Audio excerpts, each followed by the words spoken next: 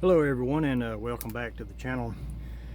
I've got a few long-term projects that I intend to do, and they are, it's not that I'm going to drop everything that I'm doing and work solely on these projects. They'll be ongoing in the background, and I've been wanting to get to this one for a while. This is the 1/350 scale of the RMS Titanic.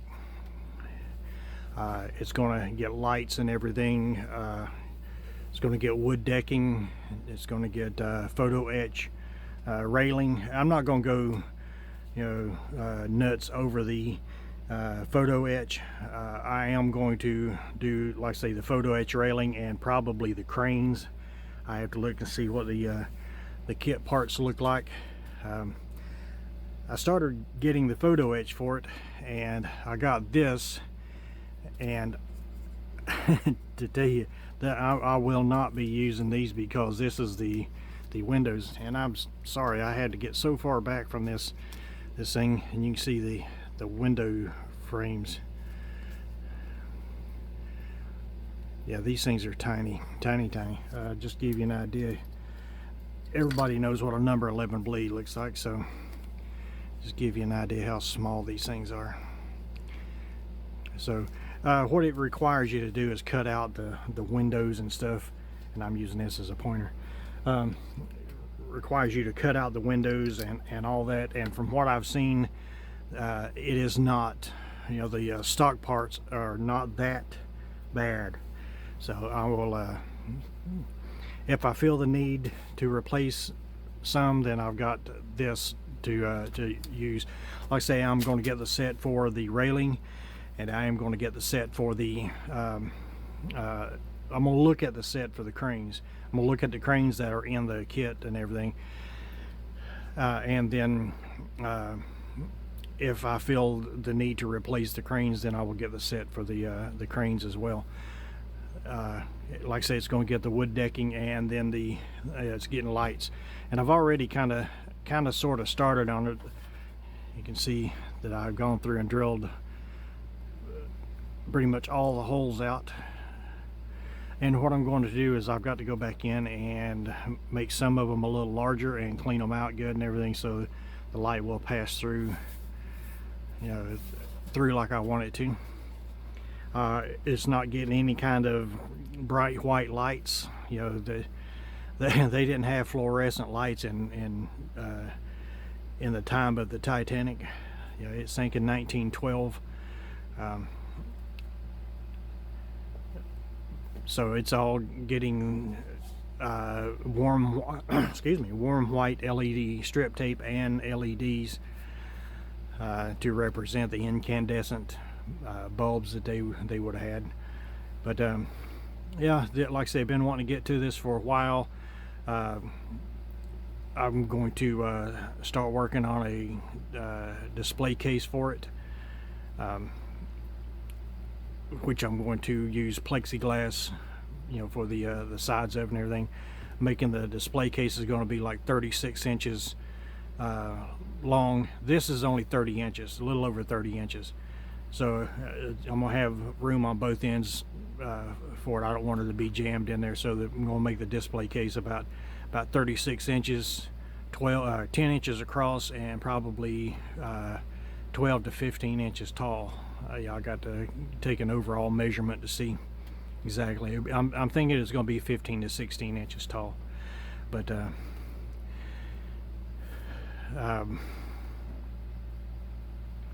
I forgot what I was going to say with it, but yeah, it's going to be ongoing. I'm going to be working on this in between projects. Like I said, I've got a couple of long-term. I actually have like 3 or 4 long-term builds, retirement builds, if you will, that I want to do. And if you don't ever start them, you don't ever finish them, right? So I'm gonna get started on this one. Then I've got another one that I'm gonna be starting pretty much at the same time.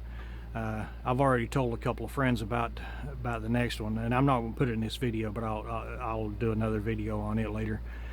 But I'm going to be working on these in between builds, and like when I'm working on a, when I've got a build here and I'm working on it and I need to take a break from it, then I will pull this back out and do some work on it and do some work on the other project, and then go back to what I was, what the main subject was. But yeah, once these two projects are done, this one and the Titanic and the other one, then I will start another 1 or 2 long-term builds, retirement builds. So just stay tuned if you're interested. I appreciate everybody watching. Remember, the Classic Plastic Hangout, the Classic Plastic 101 Hangout. There's a link in the description if you want to see Chris's videos. I'm adding videos there to it each week. I try to add as many as I can, but it's kind of a slow process, and I don't want to blow up everyone's YouTube feed. I am subscribed to my own channel, so every time I post videos on there, then my Moonwalker Models channel gets gets bombarded as well. But it's that I'm not saying that's a problem for me. And in case you guys are wondering, this is a 3D printed stand that I built for ships. This is not my design. I'll take this off of it. This is not my design. I actually found this on crap, I can't remember. CG Trader, I think is where I got this. Move that over. CG Trader is where I got these files, I'm pretty sure. Sorry about the camera work there, guys. Yeah, sorry about that. Moving the camera around, ended up turning it off. But yeah, I'm pretty sure I got these files from CG Trader. You can see the ugly seam line here. That's where I joined these two pieces together. It only called for this much, and that was the length of the stand. I wanted something larger, and you can shift it around. You can see each one of these slots here.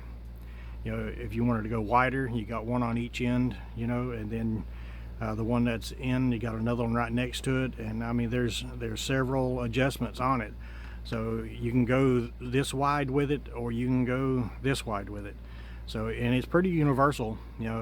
I have put not several, but a couple different ship hulls in it to see how it works. And even with the 350 starships, you move it together and it will cradle those as well. So yeah, it's a good little deal. Like I said, I wanted something specifically for this, and I've got a World War II German sub, 1/72 scale German sub that I want to get to eventually. And so now I got something to hold it, and you can turn it, work on the sides of it, or you can turn it to you if you needed to work on the top hull or whatever, top deck, the boat deck. So yep, I'll see if I can find the link to this if you guys are interested. And I put the felt on it. It didn't call for that, but I wanted something to keep from scratching everything up. This is actually 1 inch felt, and I cut it to size. This is like a 1/2 inch, I think, or you can get a 1/2 inch felt, rolls the felt or whatever. But yeah, I'll see if I can find this, and I'll put the link to it in the description. Now that I'm thinking about it, it may have been on printables, but I'll see if I can locate it. Anyway, getting long-winded now. So like I say, if you're interested in following along, I greatly appreciate it, and I'll start working on this, and then I'll post updates as they come with this. So, and this, like I say, this is not going to interfere with my regular model building. I'm trying to get back into gear and do that. So anyway, take care, guys, and I'll see you next time.